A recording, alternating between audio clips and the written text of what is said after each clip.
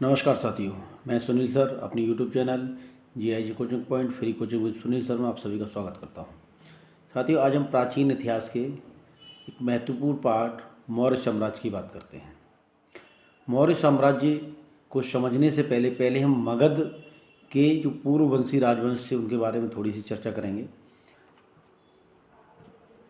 ये ऐसे मान लीजिए भूमिका टाइप की बनी जाएगी, तो आपको मगध साम्राज्य की पूर्व स्थिति में पूर्व में कौन कौन से वंश रहे उनके बारे में बात करते हैं। जो महत्वपूर्ण शासक हैं उनकी बात करेंगे। सबसे पहले साथियों बात करते हैं हम हर्यक वंश की। हर्यक वंश साथियों 543 ईसा पूर्व से 412 ईसा पूर्व तक इस वंश के शासकों ने शासन किया और इस वंश में बिंबिसार, अजातशत्रु, उदयन आदि शासक प्रमुख रहे हैं। बिंबिसार की यदि बात करें तो ये बुद्ध के समकालीन थे। इनका उपनाम था श्रेणिक और इन्होंने गिरिब्रज को अपनी राजधानी बनाया था। किसको? गिरिब्रज को।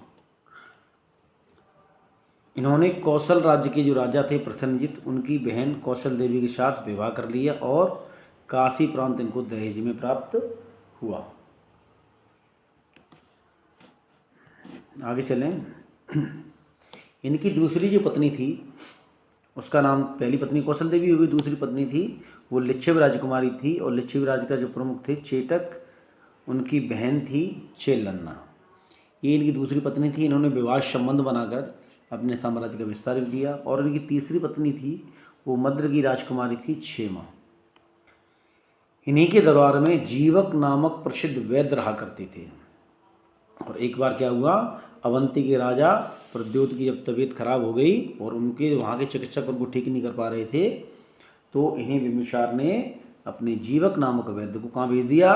परसेन जो प्रद्योत की चिकित्सा के लिए उज्जैन भेज दिया और कहा जाता है कि जीवक की चिकित्सा से प्रद्योत ठीक हो गए थे। अगले शासक की बात करें तो वो हैं अजातशत्रु। अजातशत्रु ये बिंबिसार के पुत्र थे। इनका जो कार्यकाल रहा है वो 492 से 460 ईसा पूर्व, 492 से 460 बीसी तक। बीसी मतलब ईसा पूर्व। और ये अपने पिता की हत्या करके गद्दी पर बैठे थे तथा इनका एक दूसरा नाम था, वो था कुड़िक। क्या नाम था? कुड़िक। प्रश्न पूछा जाता है कुड़िक किसका नाम था, तो आप बताएंगे अजातशत्रु का। और इन्होंने काशी तथा वज्जी को अपने राज्य में मिलाया। अब वज्जी कैसे मिलाया? वज्ज साथियों 8 गणराज्यों का संघ था, तो वज्ज को मिलाने के लिए इन्होंने अपने एक मंत्री था वश्यकार, उसको भेज दिया वज्ज संघ में फूट डालने के लिए। और जब फूट पड़ गई तो वज्ज को इन्होंने पराजित कर दिया और अपने साथ मिला लिया। अगला राजा की बात करें, प्रमुख राजा थे उदयन। और ये उदयन राजा थे, हर्यक वंश के थे। इन्होंने गंगा और सोन नदी के संगम पर पाटलिपुत्र नामक नगर बसाया तथा इसे मगध साम्राज्य की राजधानी भी बनाया। तो आपको याद रखना है कि पाटलिपुत्र नामक नगर किसने बसाया? तो उदयन ने बसाया। ऐसा प्रश्न बनता है। प्रश्न ये भी बन जाता है कि किसने पाटलिपुत्र को मगध साम्राज्य की राजधानी बनाया? तो उदयन ने बनाया। पाटलिपुत्र की स्थिति किन नदियों के संगम पर है? तो वो गंगा और सोन नदी के संगम पर है। इसके बाद आगे आता है शिशुनाग वंश। 412 ईसा पूर्व से 344 ईसा पूर्व तक। शिशुनाग वंश का संस्थापक स्वयं शिशुनाग ही था और इसने अवंती तथा वत्स को जीतकर मगध साम्राज्य का अंग बना लिया था। इसने वैशाली को अपनी राजधानी बनाया और एक काकवड़ शासक था शिशुनाग वंश का प्रमुख जो राजा कहेंगे, कालाशोक या काकवड़ कहते हैं, जो बौद्ध संगीत इन्हीं समय में हुई थी। इन्होंने राजधानी को पुनः पाटलिपुत्र स्थानांतरित कर दिया और राजधानी कहाँ बना दी? पाटलिपुत्र फिर से बना दी। अब हम बात करते हैं नंद वंश की। नंद वंश, आपने यदि आप सीरियल देखते होंगे, चंद्रगुप्त मौर्य नाम का सीरियल आता है, उसमें बहुत सारा, आप नहीं देखते तो देखिएगा, इससे आज कुछ तो आपको जानकारी बढ़ेगी। तो नंद वंश का जो संस्थापक था और कार्यकाल था इनका 344 ईसा पूर्व से 322 ईसा पूर्व तक नंद वंश रहा हमारा। और जो नंद वंश के संस्थापक था वो था महापद्मनंद। क्या नाम था? महापद्मनंद। ये नंद वंश का संस्थापक, ऐसा प्रश्न आता है।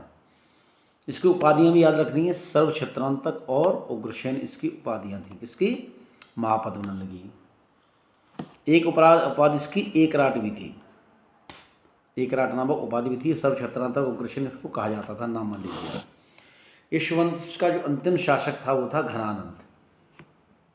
घनानंद काफ़ी विलासी था, अय्याश टाइप का व्यक्ति था। इसी के काल में सिकंदर ने भारत पर आक्रमण भी किया था। और कहा जाता है कि एक बार चाणक्य जो चंद्रगुप्त मौर्य के महामंत्री थे, कौटिल्य चाणक्य, तो उनके दरबार में गए घनानंद के में, और इस घनानंद ने अपने दरबार में उनको अपमानित कर दिया। तो उन्होंने अपनी शिखा खोल ली थी, कहा था जब तक मैं तेरे से जो है साम्राज्य का नाश नहीं कर दूंगा तब तक शिखा को नहीं बांधूंगा। तो जो चाणक्य थे वो शिक्षक भी दिए, चंद्रगुप्त मौर्य के शिक्षक भी दिए। उन्होंने देखा कि एक गडरिया बालक सिंहासन पर बैठा अपने साथियों के साथ न्याय कर रहा है। उनको लगा कि बालक वीर भी है और बुद्धिमान भी है, तो क्यों इसको हम एक शासक के तौर पर तैयार करें। और उन्होंने उसको ट्रेनिंग देनी शुरू की। तो धीरे धीरे चाणक्य और चंद्रगुप्त मौर्य ने मिलकर क्या किया? चंद्रगुप्त मौर्य ने घनानंद की हत्या कर दी और मगध साम्राज्य पर अधिकार कर लिया तथा मौर्य वंश की स्थापना की।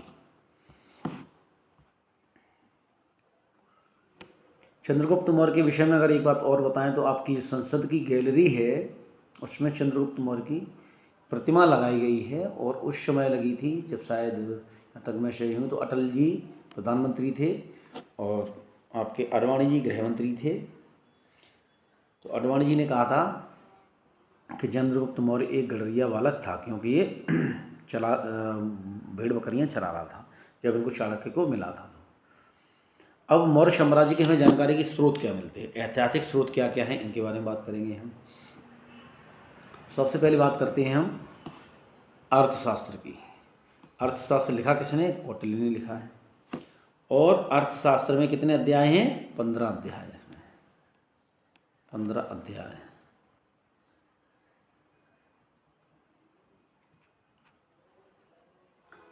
मौर्य शासकों का सीधा तो कोई उल्लेख नहीं है, परंतु यह उल्लेख अवश्य है कि इस ग्रंथ की रचना उस व्यक्ति ने की है जो नंद राजाओं के राज्य का स्वामी है। तो इससे भी और शासन व्यवस्था की भी जानकारी मिलती है। राजनीतिक व्यवस्था कैसी थी, प्रशासन की व्यवस्था कैसी थी, ऐसी की जानकारी कहाँ से मिलती है? आपके चाणक्य के अर्थशास्त्र से। इसके बाद हम आगे बात करें तो अगला ग्रंथ है आपका मुद्रा राक्षस। इसके लेखक कौन है? विशाख दत्त। ये अपने आप में एक प्रश्न बनता चला जा रहा है। और मुद्रा राक्षस में चंद्रगुप्त मौर्य द्वारा नंद वंश को अपदस्थ करने का वर्णन है। अगला ग्रंथ है आपका बृहत कथा मंजरी। ये किसकी है? ये क्षेमेंद्र की है। क्षेमेंद्र इसके लेखक हैं। और इस बृहत कथा मंजरी में तथा कल्हड़ की राज तरंगिणी में भी आपको मौर्य वंश का उल्लेख देखने को मिलता है। साथ ही साथ एक आपका जैन ग्रंथ है परशिष्ट पर्वन। कौन सा ग्रंथ है? परशिष्ट पर्वन। इससे ज्ञात होता है कि आपके जो चंद्रगुप्त मौर्य थे, जो इस मौर्य वंश के संस्थापक, वो अंतिम समय में कहाँ चले गए? दक्षिण में श्रवणबेलगोला नामक स्थान पर चले गए। भद्रवाही उनके साथ गए। तो वहाँ पर इन्होंने जैन पद्धति से, जैसे जैन लोग मृत्यु का वर्ण करते हैं उसी तरह से उपवास रहकर और चंद्रगुप्त मौर्य ने अपने जीवन का अंत किया। तो ये घटना कहाँ पर दर्ज है आपकी? ये जैन ग्रंथ परशिष्ट पर्वन में ऐसा दर्ज है। बौद्ध ग्रंथों की बात करें तो बौद्ध ग्रंथों में भी मौर्य साम्राज्य से संबंधित महत्वपूर्ण जानकारियाँ मिलती हैं। बौद्ध ग्रंथ हैं दो, एक अशोकावदान और दूसरा है दिव्यावदान। इन दोनों में भी जानकारी मिलती है।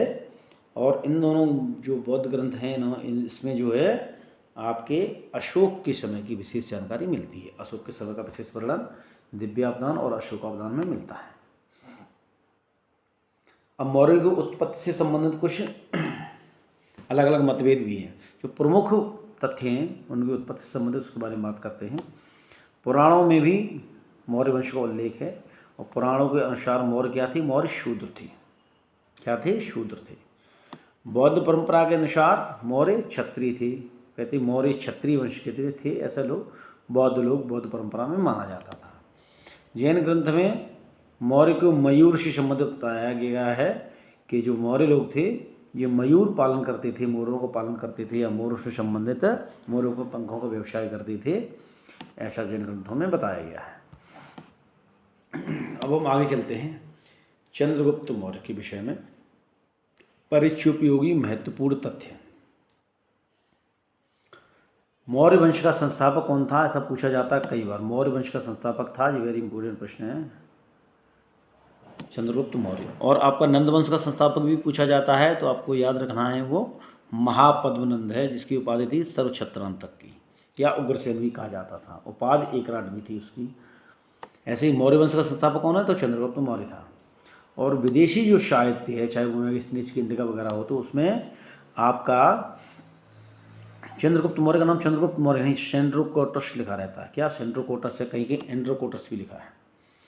तो जो अपने एक इतिहासकार थे सर विलियम जोन्स, इन्होंने सर्वप्रथम लिंक किया कि ये सेंड्रोकोटस कोई और नहीं, ये अपना चंद्रगुप्त मौर्य ही है।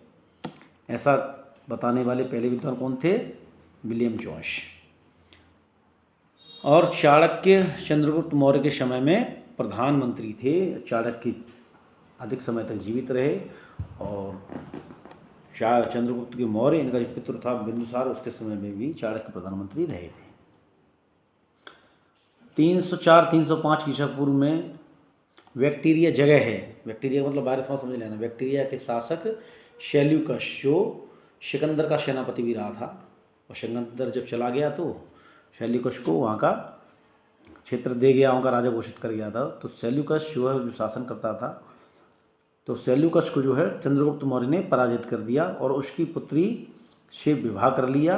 विवाह किया तो सेल्यूकस ने दहेज में क्या क्या दिया इनको, प्रांत दिया, हेरात, कंधार, ये दोनों आपके कहाँ पड़ते हैं, मकरान, अफगानिस्तान के क्षेत्र हैं। हेरात, कंधार और मकरान भी पाकिस्तान के बीच में पड़ता है। काबुल, ये सारा पाकिस्तान तो भारत का हिस्सा था ही। तो ये जो है ये 4 प्रांत जो आपके अफगानिस्तान क्षेत्र में वर्तमान में आते हैं, चारों दिए दहेज में प्राप्त हुए चंद्रगुप्त मौर्य को। किससे, सेल्यूकस द्वारा दिए गए।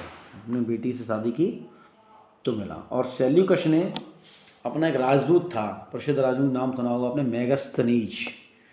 तो मेगास्थनीज किसका राजदूत था ये बताना आपको, तो ये सेल्यूकस का था राजदूत। और किसके समय में आया था ये, चंद्रगुप्त मौर्य के समय में दरबार में आया था। और इसी ने इंडिका नामक पुस्तक भी लिखी है। कौन सी लिखी है, इंडिका। यूनानी लेखकों ने उसे पालीवृथा के नाम से संबोधित किया है। किसको, चंद्रगुप्त मौर्य को पालीवृथा कहा गया है। मेगास्थनीज ने ही इंडिका नामक ग्रंथ भी लिखा है। प्लूटार्क जो वहाँ के ये यूनानी लेखक है, उन्होंने बताया, इतिहासकार, कि चंद्रगुप्त मौर्य ने अपनी 6 लाख की सेना लेकर पूरे भारत पर आधिपत्य कर लिया था। उस समय 6 लाख की सेना एक बहुत बड़ी बात थी। और साम्राज्य, सही भी बात पूछी जाए, बड़े स्तर पर साम्राज्य का गठन किया तो मौर्य वंश ही था, जिसका जो शासन था वो नंद वंश से भी बड़ा था। चंद्रगुप्त का प्राचीनतम उल्लेख रुद्रदामा का जूनागढ़ अभिलेख है, वहाँ से प्राप्त हुआ है। रुद्रदामन के जूनागढ़ अभिलेख से चंद्रगुप्त मौर्य का प्राचीन उल्लेख प्राप्त हुआ है।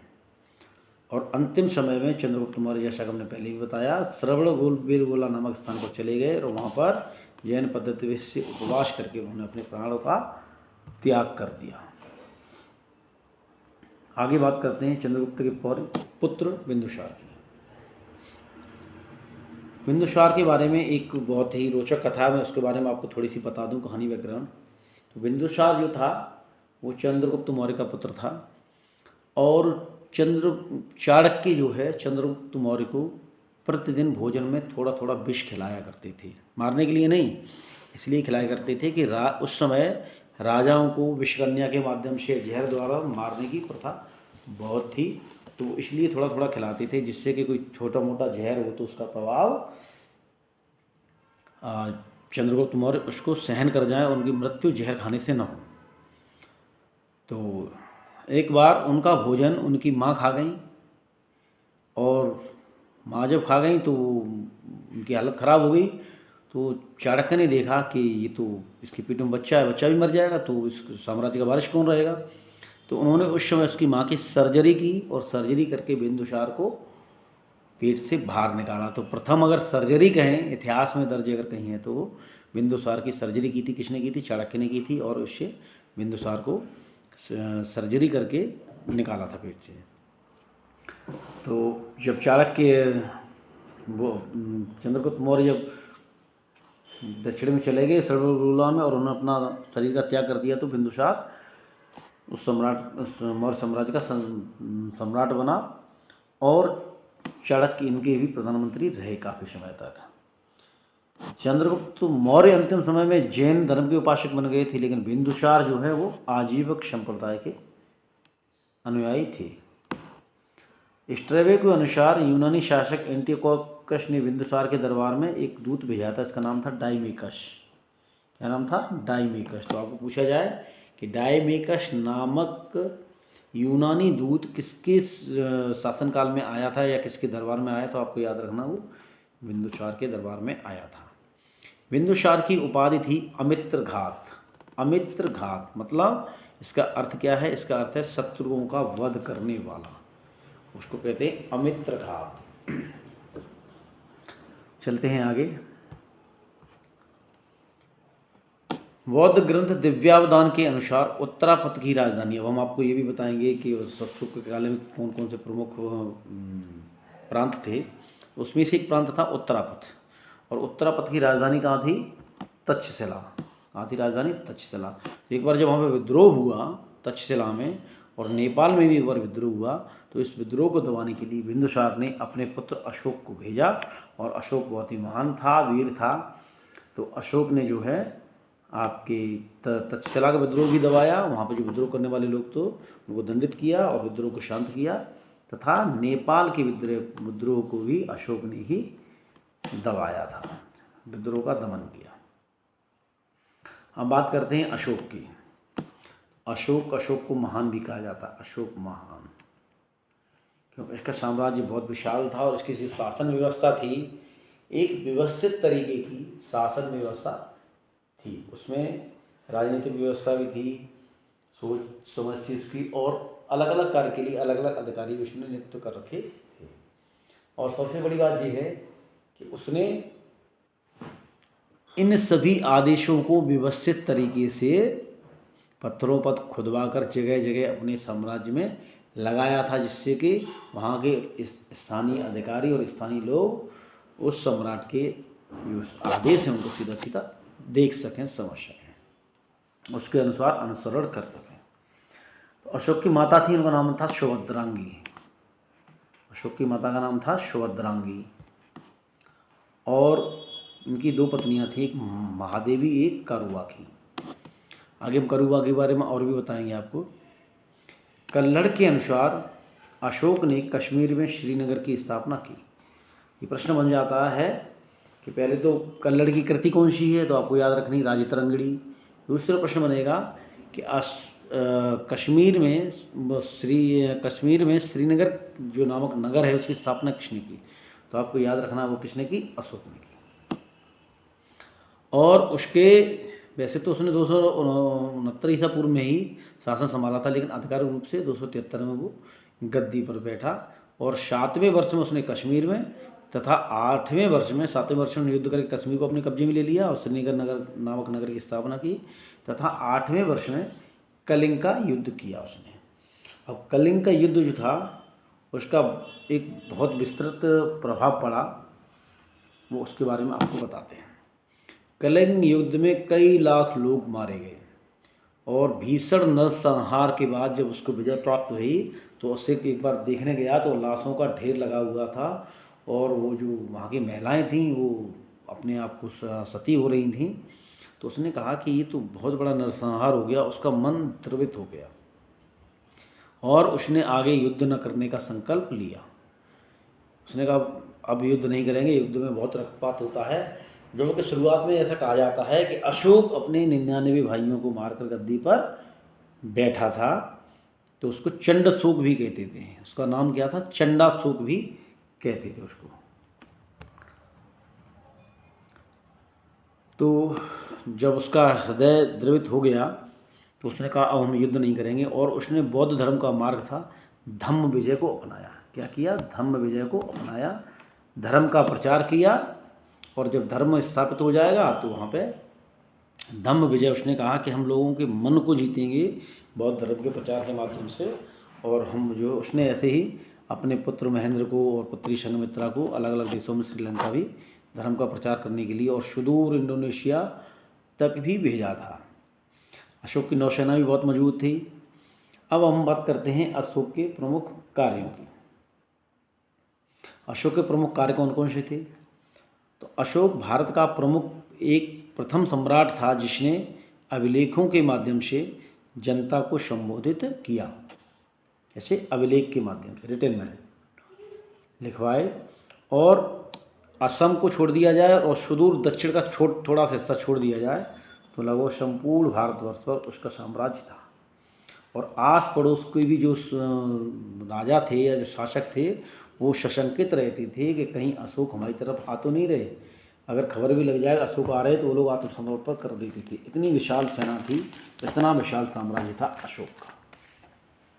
लेकिन अशोक ने फिर कभी सीधा आक्रमण कहीं पर नहीं किया। लेकिन ऐसा नहीं है आक्रमण नहीं किया तो कोई उसके ऊपर आक्रमण कर दे तो शांत रहता है, ऐसा नहीं था। उसने कहा कि हम दूसरों को नहीं दबाएंगे, लेकिन अपनी सुरक्षा का पूरा अधिकार तो उसके पास था ही। अशोक ने अपने शासनकाल के 14वें वर्ष में धम्म महामात्रों की नियुक्ति की। अब धम्म महामात्र क्या होते थे ये आपको बताएंगे हम। धर्म के प्रचार के लिए उसने अधिकारी जो नियुक्त कर रखे थे उन्हें हम धम्म महामात्र कहा जाता था। अशोक ने शासन व्यवस्था के संचालन के लिए अपने अधिकारियों को भी आदेश दे रखा था कि प्रत्येक अधिकारी प्रत्येक 5 वर्ष पर, कितने समय पर, 5 वर्ष पर एक बार दौरा करने का निर्देश अवश्य दिया था। और इस 5 वर्ष पर दौरा करते तो उसको नाम दिया था अनुसंधान। क्या? अनुसंधान। शासन पर सही निगाह बनी रहे, स्थानीय लोग भ्रष्ट न हो जाएं, राजा की आज्ञा सही से पालन की जा रही कि नहीं की जा रही, इस सब का अध्ययन करने के लिए वो अपने अधिकारियों को भी निर्देश देता था, तो स्वयं भी दौरा करता था। रज्जुक नामक जो प्रमुख अधिकारी था, ऐसा प्रश्न पूछा जाता, रज्जुक नामक अधिकारी कौन होता था? तो वो क्या था? वो ग्राम प्रशासन का भी प्रमुख अधिकारी था, साथ साथ ग्राम स्तर के न्याय का दायित्व भी रज्जुक नामक अधिकारी ही संभालता था। गिरनार का जो अभिलेख है उसके अनुसार मनुष्यों, उसमें लिखा हुआ है, ऐसा दर्ज है, उसके अनुसार का मतलब क्या है? उस अभिलेख में ये दर्ज है कि अशोक ने मनुष्यों तथा पशु दोनों के लिए जगह जगह चिकित्सालय बनवाए थे। उस समय पशुओं के लिए चिकित्सालय बनाना कितना बड़ा विषय था। उसका साम्राज्य कितना विकसित था कि वो मनुष्य के बाद भी पशुओं के लिए भी, उनकी चिकित्सा के लिए भी सोचता था, और उसने पशुओं के लिए भी चिकित्सालय बनवाए थे इंसानों के साथ। अशोक ने मनुष्य के नैतिक उत्थान के लिए जिन आदर्शों का प्रतिपादन किया उन्हें ही धम्म कहा जाता है। उन्होंने कहा कि मनुष्य का उत्थान नैतिक रूप से होगा तो वो अनैतिक कार्य ही नहीं करेगा, और अनैतिक कार्य नहीं करेगा तो युद्ध करने की नौबत भी नहीं आएगी। अशोक ये कहता था कि धम्म का पालन करने वाला व्यक्ति इहलोक, इसलोक में तथा परलोक दोनों जगह पुण्य प्राप्त करता है। अशोक के धम्म की जो परिभाषा है वो दूसरे तथा 7वें स्तंभ लेख में दी गई है। दूसरे और 7वें स्तंभ लेख में उसने ये धम्म की परिभाषा पत्थरों पर अंकित करवाई और अपने साम्राज्य में जगह जगह लगवाया। अब अशोककालीन प्रांत की बात करें हम, तो अशोक काल में 5 प्रांत मुख्य हुआ करते थे। एक तो उत्तरापथ था आपका, उत्तरापथ, इसकी राजधानी कहाँ थी? तक्षशिला। दूसरा था आपका अवंती, अवंती की राजधानी कहाँ थी? उज्जैनी। तीसरा था कलिंग प्रांत, इसकी राजधानी थी तोशाली। कलिंग को जीत लिया था, अपने राज्य में मिला लिया था, तो कलिंग की राजधानी क्या थी? तोशाली। और जो दक्षिणापथ था उसकी राजधानी थी सुवर्णगिरी, और प्राची नामक जो प्रांत था उसकी राजधानी थी पाटलिपुत्र, जो केंद्रीय स्थान था। अब हम थोड़ा सा अशोक के उत्तराधिकारियों के बारे में बात करें तो अशोक के बाद उसका बड़ा पुत्र कुणाल गद्दी पे बैठा। दिव्यावधान ने उसको धर्म विवर्धन भी कहा है। राजतरंगिणी के अनुसार जालौक कश्मीर का स्वतंत्र शासक बना, ये भी अशोक का ही पुत्र था। ऐसे धीरे धीरे करके अशोक के बाद लेकिन कोई इतना बड़ा राजा नहीं हुआ कि वो अशोक के पूरे साम्राज्य को संभाल सकता है। तो पतन के कारण क्या रहे मौर्य साम्राज्य के? अशोक की धार्मिक नीति थी, युद्ध करना उसने बंद कर दिया, तो बाद के शासक भी उदासीन बने रहे और धीरे धीरे उनके साम्राज्य का विघटन हो गया। अब हम बात करते हैं मौर्य प्रशासन के बारे में। तो मौर्य प्रशासन में कई प्रकार के अधिकारी होते थे, और चाणक्य ने तो आपके एक नीति भी बनाई थी कि जो पड़ोसी राजा उसके पड़ोसी वाला हमारा मित्र है, हमारा ठीक पड़ोसी हमारा दुश्मन है, उसका पड़ोस उसको जो है एक अलग पूरी राजाओं की श्रेणी बनी थी। उसमें बताया तो उसने कौन हमारा मित्र है कौन शत्रु है। इसकी चर्चा भी अर्थशास्त्र में अगर डिटेल में देखेंगे तो बहुत कुछ मिलता है। लेकिन हम यहाँ बात करते हैं केवल अशोक के काल के प्रमुख जो अधिकारी होते थे वो कौन कौन थे, उनके बारे में हम बात करते हैं। ये परीक्षा में प्रश्न पूछा जाता है, इसलिए हम इसकी बात अवश्य करेंगे। सबसे पहले बात करते हैं पड़याध्यक्ष। पड़ी माने होता था रुपया पैसा या मान लो आपकी मुद्रा। तो पड़याध्यक्ष से यदि आप पड़े का अर्थ समझ लेंगे तो आप समझ लेंगे कि पड़याध्यक्ष कौन होता था, वो वाणिज्य का अधिकारी होता था। पौतवाध्यक्ष कौन होता था, पौतवाध्यक्ष आपका माप तौल का अधिकारी होता था, उसको पौतवाध्यक्ष कहा जाता था। लूनाध्यक्ष कौन होता था, ये बूचड़ खाने का अधिकारी होता था। अकाराध्यक्ष कौन होता था, तो खान, अकार मतलब खान का अधिकारी, उसको अकाराध्यक्ष कहा जाता था। और शीता माने हल होता था, और कृषि भूमि को भी शीता कहते थे। यदि आप ये अर्थ समझ लें, शीता माने क्या होता है, हल भी होता था और कृषि भूमि भी होती थी, तो आप अपने आप समझ लेंगे कि शीताध्यक्ष कौन हुआ, तो कृषि विभाग का अधिकारी हो गया।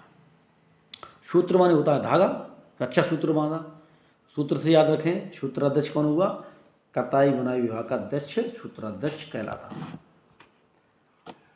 आगे हम बात करें लक्षणाध्यक्ष की, तो ये लक्षणाध्यक्ष होता था। लक्षण आप देख लें, किसी चीज़ के निरीक्षण करने वाला व्यक्ति होता था।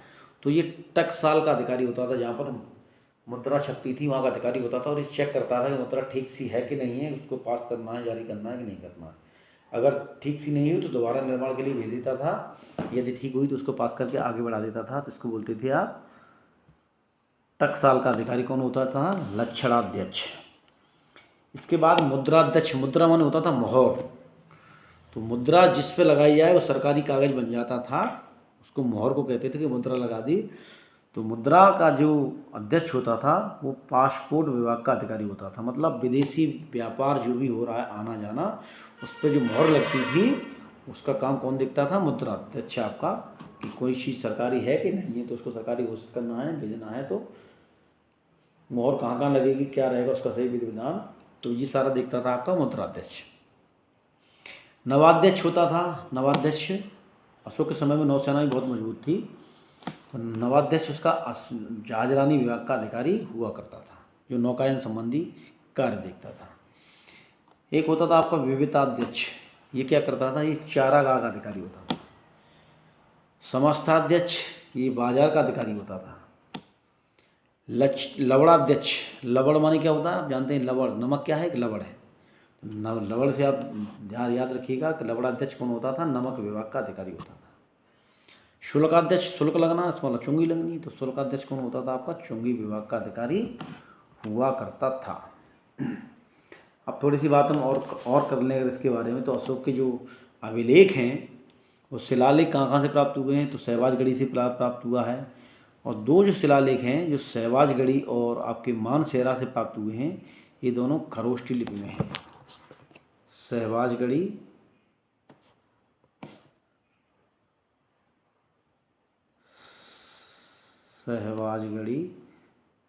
और आपके मानसेरा,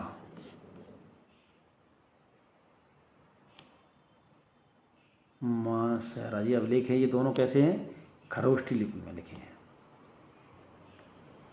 खरोष्ठी लिपि में लिखे गए हैं। और बाकी सारे अभिलेख हैं जो शिलालेख, जैसे कल्ची का शिलालेख, गिरनार, एरीगुड़ी, धौली, जौगढ़, सोपरा, ये सारे के सारे कौन सी भाषा में लिखे गए हैं, ब्राह्मी में।